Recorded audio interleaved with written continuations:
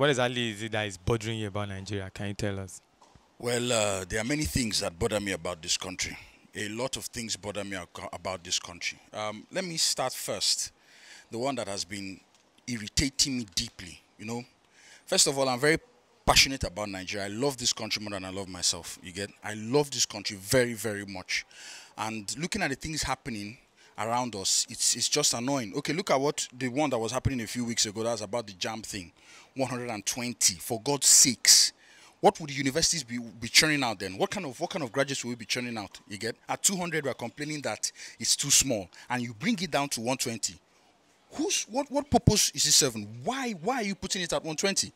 You get? Which means if I score 40 over 100 in each of the JAMB examinations, which is below average, I can still get into university. Then wanted more people to gain admission. That was why. More people then they should work harder. Do you understand? What is the purpose of school? You have to work hard to get your grades. Do you understand? You don't reduce just because you want to get more people. Who are the more people? From which area? From which part? Is anyone complaining that there are lesser students? What is that move supposed to serve? Do you understand? You get? That's just one. You look at the second one. Look at the NGO bill that everyone is talking about. You get? That even brings me to something very, very, very, very interesting. These people bring pieces of legislature, and they don't let the Nigerian people know what they are signing into law a large percentage of the time. Look at the bill, for example. What does it stipulate? First of all, the NGO bill, to me, is a very draconian, authoritarian, completely totalitarian, despotic piece of legislation. It is terrible. It is bad. It shouldn't see the light of day. And why? Now, this horrible piece of legislature says that NGOs will be subject to the government's approval. Now, if the government is to take control of NGOs, what is now non-governmental about NGOs? Is it not governmentalization of non-governmental organizations? Does it make any sense? You get? It says that the president, a 12-man committee, you get, which will be selected by the president, you understand, subject to approval by the Senate, will be in charge of recertifying NGOs after a period of 2 years. Do you understand? Which means the government can determine which NGOs they want to run and which ones they don't. And me and you both know that NGOs sponsor groups that engage in civic participation. You get? That talk about civic participation, which most of these groups put the government in check in terms of performance. And you want the government to control non-governmental organizations. You get? Do you know how dangerous that is? Now let me shock you with some facts. Most political parties funnel in money, you get, through NGOs. Most people don't know. That's why you notice most politicians in Nigeria, their wives have foundations.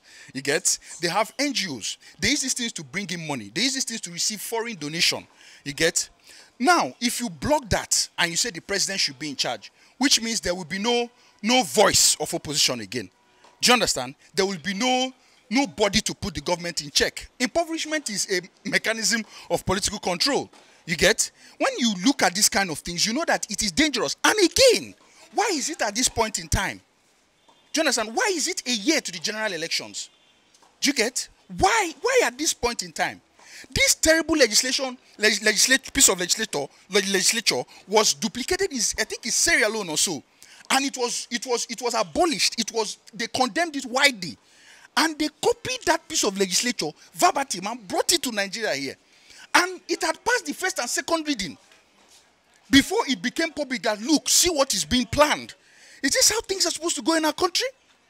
And this is happening a year to the general elections. 2, military operations are being launched all over the south. A year to the general elections. And people are not afraid. Do you understand?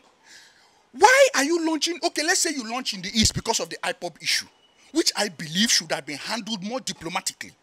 You launch in the south. Do you understand? You launch in the southwest, which is which gave a wrong signal to me, because there is no visible sign of unrest in the southwest. So why are you taking soldiers to the southwest? For what reason? What purpose? Do you understand? 2, Fayose declared his presidential ambition. Do you understand? And the president of the Federal Republic of Nigeria, you get, that same day, the EFCC arrested Fayose's accountant general, the two people in charge of finance of the state. The same day he declared his presidential ambition was the same day EFCC remembered that this man had, that these two people have case. Are you seeing something wrong there? Two, what is his name? Kachuku released the letter, you get?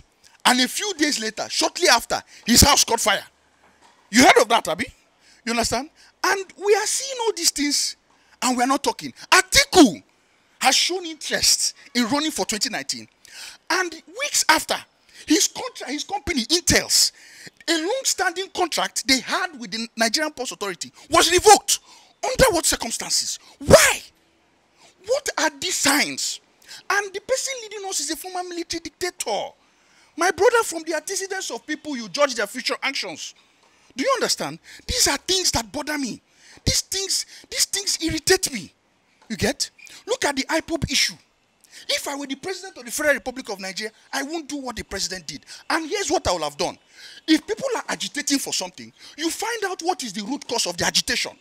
Do you understand? As the leader, you follow diplomatic pattern.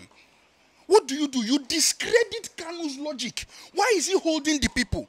Because he was able to unite them under one grievance, that they are being marginalized. Why not show them otherwise? You understand? You might be like, why should he do that? Why should he go through that stress? He's the president of the Federal Republic of Nigeria. And in politics, any move you make that creates more enemies than friends for you is very dangerous. No matter how little you think they might look now, insignificant they might look, they will keep fighting you. And it's not a good move. You must always apply diplomacy in everything we do. Do you understand? These things are very annoying. Look at what happened between Kachuku and Baru. Do you understand? Look at what happened between Kachuku and Baru. Baru is claiming that under the NMPC Act, he had the right to issue or to pass such contracts and get clearance from the president. It's not right.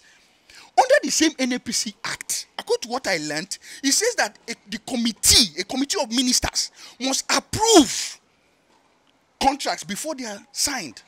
Do you understand? They must look at the contract before it is approved. Do you get? These are the things that are happening in my country at the moment that is irritating me. You get? Look at what happened with the NGO bill. Yoweri Museveni of Uganda is closing down, a few weeks ago, was closing down NGOs. NGOs he felt were against his bid to increase age term limits so that he can be president for life. This is not fair. Do you understand? This is not fair. You get? And if you ask me, another problem of this country that bothers me is the structure. Nigeria doesn't have a fair structure. Me and you both know. This country needs to be restructured. And it needs to be restructured quickly. Do you understand what I'm saying? Okay, let me give you an example. Look at oil, that is our major source of revenue. You get? Federal allocation is being made based on, according to what I learned, based on number of local governments. Lagos, I still say this thing without mincing words. I still believe Lagos is more populous than Kano. Kano and Jigawa have 77 local governments put together. Lagos has only 20. And Lagos contributes more to this nation than those two states. Do you understand what I'm saying? So there should be equity. The nation needs to be restructured, and it must be restructured immediately. Do you understand? When you look at all these things, you look at it, and you, as a Nigerian, if I wake up sometimes, I look around, they say people are jobless and things like that, I get angry. Change the structure of this nation. Take us back to the way we were when we were first independent, which is regional governments. Things will work that way. Why are we still practicing a constitution that was brought in by the military? Why are we still having a unitary form of government? Who does this benefit? And why are they still hell-bent on maintaining the structure that they know will not move this country forward? It's painful. Do you understand? It's extremely painful. And we're talking about helping the people. I still believe, if you ask me for the solution to Nigeria, after restructuring, I still believe the youths have a long role, a big part to play.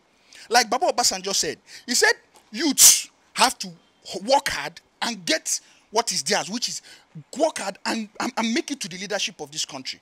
Do you understand? It's not by just wishing. Show interest. A lot of Nigerian youths don't know anything about politics. You talk about politics, you talk about what's happening in the nation, they call you an old man. It's not supposed to be so. That single story is bad. Do you get? I was a few months ago, they did this thing called Big Brother, BBN. And I got to learn that over 12 million votes were casted for that thing. That shows nothing but moral decadence, in my own opinion. You get, there's no moral to learn from it. And people, Nigerian youths are voting as high as 11, 12 million. Do you get? It's a misplacement of priorities. You get? They need to be aligned. And lastly, if I have this strong belief that the Nigerian constitution must be made a compulsory read from secondary to in universities, it should be made a compulsory course.